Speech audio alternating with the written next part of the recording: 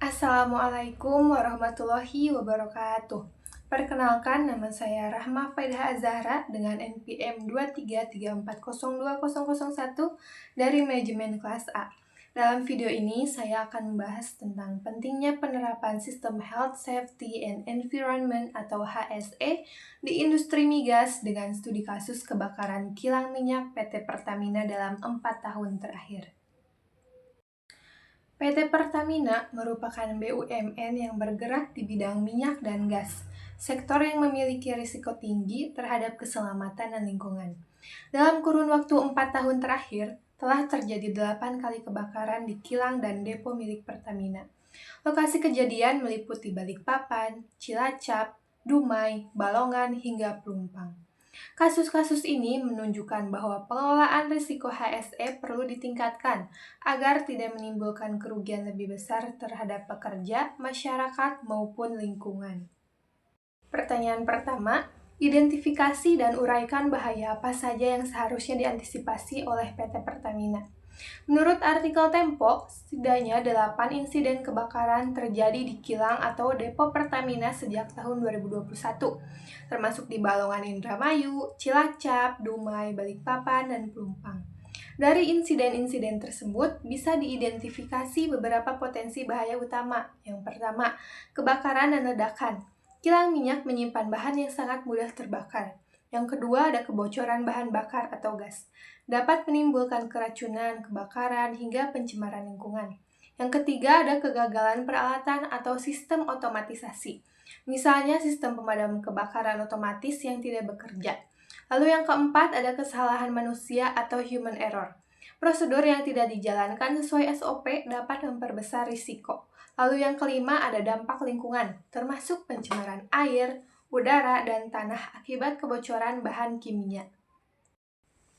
Pertanyaan nomor 2, jelaskan tata cara pengendalian bahaya tersebut untuk seluruh tingkatan bahayanya. Dalam mengendalikan bahaya, digunakan pendekatan hierarki pengendalian risiko, yaitu yang pertama ada eliminasi, yaitu menghapus sepenuhnya sumber bahaya, misalnya dengan memindahkan bahan bakar ke lokasi yang lebih aman. Yang kedua ada substitusi, yaitu mengganti bahan berbahaya dengan bahan yang lebih aman jika memungkinkan. Yang ketiga ada rekayasa teknik atau engineering control. Misalnya memasang sensor deteksi kebocoran gas, sistem sprinkler otomatis, dan alat pemadam api yang terintegrasi. Lalu ada pengendalian administratif, yaitu membuat SOP ketat, pelatihan berkala, audit HSE rutin, serta sistem izin kerja untuk aktivitas berisiko tinggi seperti pengelasan. Lalu ada APD atau alat pelindung diri. Wajib digunakan oleh semua pekerja sesuai dengan jenis pekerjaan, termasuk baju tahanan api, helm, sarung tangan, dan respirator. Pendekatan ini harus dilakukan secara berlapis, tidak hanya mengandalkan satu jenis pengendalian saja. Pertanyaan yang ketiga yaitu, jelaskan standar operasional HSE yang wajib diterapkan pada industri tersebut. PT Pertamina wajib mengikuti berbagai standar nasional dan internasional. Yang pertama ada ISO 45001-2018 atau Occupational Health and Safety Management System. Dalam praktiknya, perusahaan seperti Pertamina diwajibkan untuk memiliki dokumentasi lengkap mengenai SOP kerja aman, melakukan pelatihan keselamatan, menyelidiki setiap insiden, serta menerapkan sistem pelaporan yang transparan untuk mencegah kejadian berulang. ISO 45001 juga menekankan keterlibatan aktif seluruh karyawan dalam menciptakan lingkungan kerja yang sehat dan aman. Yang kedua ada NFPA atau Standar Internasional untuk Pencegahan Kebakaran Industri. Di sektor migas, standar-standar NFPA sangat relevan dan wajib diterapkan.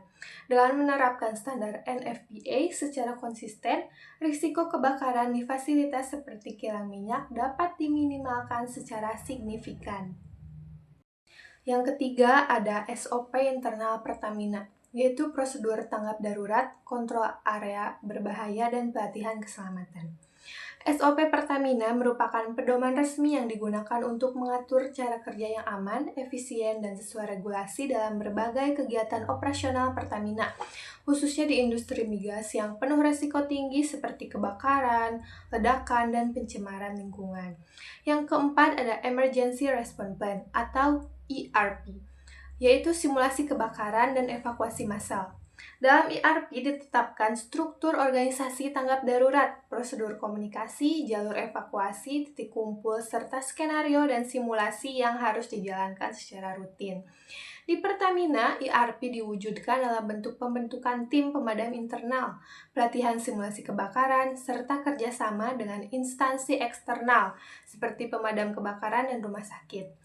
ERP juga harus diuji secara berkala melalui emergency drill agar karyawan terbiasa dengan prosedur dan tidak panik dalam keadaan sebenarnya. Yang kelima ada Zero Accident Policy dan Safety Culture, yaitu budaya sadar keselamatan dari level manajemen hingga operator.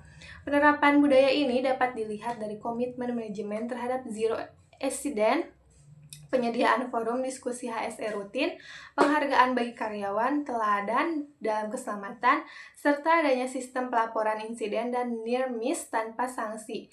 Perusahaan yang memiliki budaya keselamatan kuat cenderung lebih siap menghadapi risiko dan memiliki performa operasional yang lebih stabil. Sebagai BUMN strategis, Pertamina harus memperkuat sistem HSE agar tidak hanya menjaga keselamatan kerja, tetapi juga kepercayaan publik. Insiden kebakaran harus dijadikan pelajaran untuk membangun budaya keselamatan yang kuat dan berkelanjutan. Sekian yang dapat saya sampaikan. Mohon maaf apabila banyak kesalahan. Wassalamualaikum warahmatullahi wabarakatuh.